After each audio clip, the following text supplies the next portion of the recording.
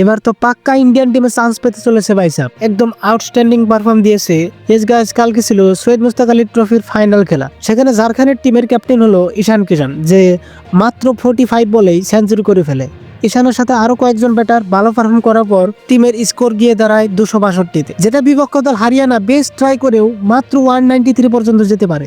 ঝাড়খণ্ড দলের হিরো ঈশান কিষান 101 রানসের মধ্যে 10টায় 6 মারে, তারপর এদিকে 200+ স্ট্রাইক রেট, 94 রানস থেকে দারুণ একটা শট খেলে ডাইরেক্ট 6 মেরে সেঞ্চুরি করে। পরে এই রানস করার পর ঈশান কিষান সৈয়দ মুস্তাক আলী লিগে তিনি একমাত্র ব্যাটার হয় যিনি 500 রানস কমপ্লিট করে।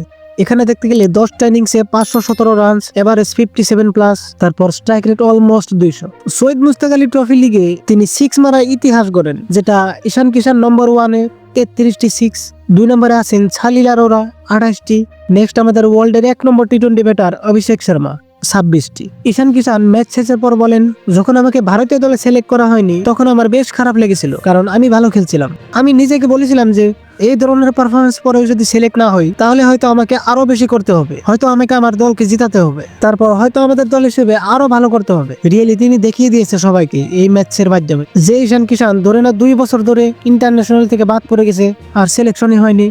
তো এখন হয়তো আর অপেক্ষা করতে হবে না, এই সামনে নিউজিল্যান্ডের লগে সিরিজ হতে যাচ্ছে, সেখানে হয়তো ঈশান কিষান চান্স পাওয়াটা অবভিয়াসলি ডিজার্ভ করে। এতে আপনারা কি বলেন?